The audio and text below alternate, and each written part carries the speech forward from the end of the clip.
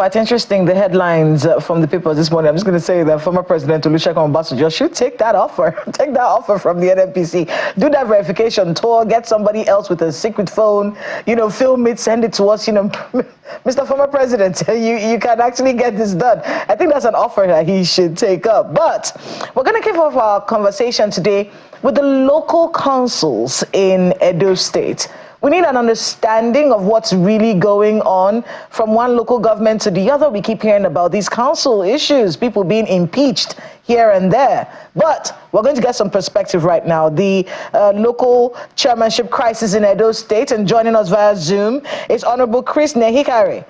I hope I got that correctly. He is the former Commissioner of Communication and the current Publicity Secretary of the Edo PDP Caretaker Committee. He's joining us via Zoom. Good morning and welcome. Thank you for having me.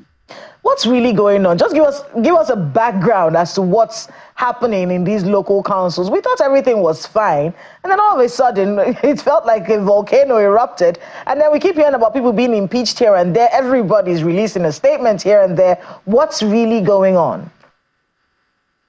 Well, first and foremost, as an Edo citizen, we're all very embarrassed with what we've been saddled with the INEC elections we had last time.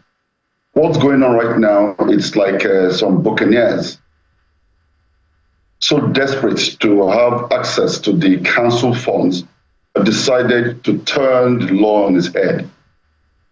They are attacking, beating up, kidnapping councillors and all sorts of manner of things, and seizing, just taking over, well, believe me, they're taking over councils.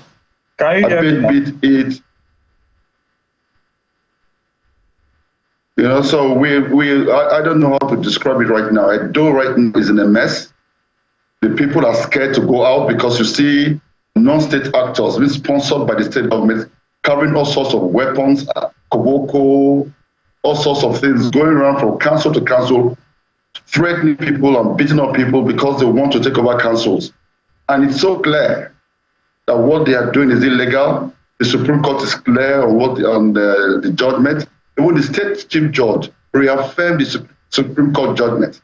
And then another judge, Justice Ubome, also passed a mandatory injunction stopping what they call their suspension. But this government is relentless, and it's an embarrassment. All Edo people from all walks of life are so embarrassed that this is all we saddled with. So I want to be able to understand what you're trying to say to us right now. Are you saying that it is the newly elected government that is behind all these situations, and these council chairmen, are they all from the opposition? Just give us that sense of where you think the threat is coming from. The government is not hiding itself or shielding itself. It is obvious. They are frontal about it. First and foremost, they wrote a letter to the House of Assembly asking the House of Assembly to dissolve the councils. The House of Assembly, cowed by the state government, now converted this resolution to suspension. As soon as they realized that they don't even have the power for the suspension, they dissolved the state independent electoral commission. Mm-hmm. They now set up a committee. They call the committee to probe council chairmen and all that. And then when they discovered that all these things were against the law, they now send people, thugs, to different local governments, harassing and forcing the hands of councillors, to sign impeachment letters on their council chairmen. Even though the procedure and process is there, our council chairman can be changed. They brutalized people. Yes, just yesterday they went into some councils, Oriomo, Uwunde, and Esan West, shooting people, destroying government property. What are they doing? It's tantamount to a coup d'etat, and it's happening in multiple places in 18 local governments at the same time. And unfortunately, we have security, like the police is complicit in this. They're the ones that give them the backing to be able to go around beating up people and threatening all sorts of manner of things. So it's just an embarrassment. The law is so clear. This is so crazy. And I think Nigerians should actually talk about it because the Supreme Court is clear. The Attorney General of the Federation was very clear when he made a remark on this a few weeks ago. But these people are relenting. They do it at all costs because they're so desperate. They're so desperate, and we are afraid of what's going to happen next, especially when we've been reining in our people. Don't worry, don't react. We follow the law. But how much can we hold these people back? If they fight back, there will be chaos, there will be mayhem in 18 local governments. And we don't want that because we left a peaceful Edo to our successor. But now he has rubbished everything. One thing that's so a little confusing. We don't know where we are going, and I think the whole world needs to hear this. Well, if you can hear me, sir, one of the things that makes one of the things all confusing is that on the one hand, the governor made that announcement of 50 million naira deficit or something and asked for the financial records of local government administrations, followed by a declaration of the House of Assembly in Edo State about the same issue. In fact, I think that was where they allegedly suspended local government chairmen. And the Attorney General of the Federation came out to make a declaration and say, this is unexpected. So where do you see this all panning into? Where do you see this all going? What is the intention, in your own opinion, and what should the people, who should be asking the questions now? Who should be curtailing what? Now we hear that Edo State local government chairmen have been suspended. And of course, naturally, those ones are holding on to the Supreme Court judgment, as you say. So what next, in your opinion? First and foremost, the state government asked the local government to provide their financials to submit to him. And what the chairman did was to ask that, oh, please put it in writing.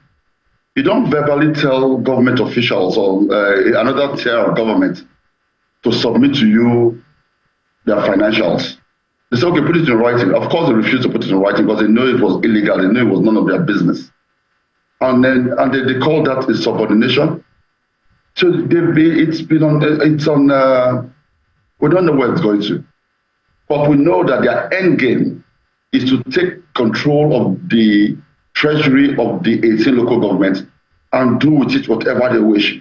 And just before these suspensions and all these financial, what they were asking for financially, they had written, the local government ministry had written the 18 local government chairmen not to expend over $840 million that was due to them for security and environmental issues, because the state government wanted that pie. And not only that, the allocations that have come in since November, they've refused to release to most of these local governments. The state government has been holding on to them. And this is in spite of court judgments from the Supreme Court to the State High Court, and even pronouncement by the Attorney General of the Federation. These are the things that making people wonder, what is this desperation all about? At the state government level, the state government is actually very, very rich. Very, very rich, because before our government left, we left over 30 billion in cash for them. And a few days after they came in, the FAC also came in. So they have a lot of money at their disposal. But that's not enough because they are paying off electoral debt. And so all the godfathers, their mouths are wide open to gulp up what is not constitutionally theirs. They have been frustrating the council chairman and now making mouth-watering offers to councillors to impeach, to the extent they now even impeach council chairman with one councillor out of 12. It's a disgrace. And Nigerians have to speak up. We are speaking up because when the government has the backing of the police, who is complicit in all this, when the police cannot be used to enforce court judgments, then we are leading up to an anarchy. And as a political party, we keep preaching peace because this is our state and we do not want anything to happen in terms of destruction and complete breakdown of law and order. But when the state government is leading the breakdown of law and order, then there's a danger. Now, if we're making a call, do you see a responsibility for the Attorney General of the Federation, because in the wake of that announcement by the governor, the Attorney General spoke up and said it is not something a governor can do anymore, going by the declaration of the Supreme Court. A governor doesn't have any authority over the administration of local government administrations, over local government chairmen in particular. So in the wake of that announcement, or rather reiteration by the Attorney General of the Federation, what do you suggest we do next? Do you see a role for the Attorney General of the Federation or the federal government in the impasse that we seem to be experiencing in Edo State at this moment? Well, we see the government players in this state, their supporters, their officials, and members they put up in their committee, they have told the Edo State people that they do not recognize the authority of the Attorney General of the Federation. They've written out articles condemning the Attorney General and telling the Attorney General to mind his business, that they don't recognize his authority, that the authority they recognize is the authority of the governor, and that the governor, just like the president promised them he will get Edo State back to them, the governor has promised them he's going to collect the 18 local government. And that's it again, that's all they're interested in. Now to get it by force, the same way they call the state by force, through illegality. So we don't know what to do right now. The Attorney General has done his bit. The Supreme Court has done his bit. And the next line of action now is for them to be charged for contempt. Every single one, from the Attorney General of the state, who is advising the governor and driving this narrative, should be charged for contempt and be locked up in prison. And all members of the committee that are going from local government to local government with horsewhips and arms, threatening workers, driving away council chairmen and their supporters, and then those civil servants in the local government, the heads of service and all that, that are going illegally, changing signatories and mandates of council accounts to give access to non-state actors, to give access to those that are not supposed to have access. Most of the councils now have their account mandates change, and the monies and their account being controlled by people that were not elected. And so Nigerians have to speak up. We are speaking up, but we are also very guided, because what we have now is a tyranny in Edo State, a dictator threatening all manner of people, not just local government chairmen, but all ex-officials of the last government, party members. Not quite long ago, they broke into the PDP secretariat, destroyed properties worth millions of naira. So this government, we don't know where it's leading the state to, but we are restrained as law-abiding citizens. Apologies really for what's going on in that state, but of course a lot of accusations being made by you, also by the council chairman who have been removed, accusing the governor of being behind this. In fact, yesterday's incident, they said the policemen came directly from the state house in Edo State, but of course we would have to hear the point of view of the state government. Are they claiming that they actually did these things? Is it out in the open, like you said? But we do have to wrap it up there with you, Honorable. Thank you so much for being with us, and please stay safe, and our prayers are with you and all the people of Edo State. Thank you very much. I appreciate that.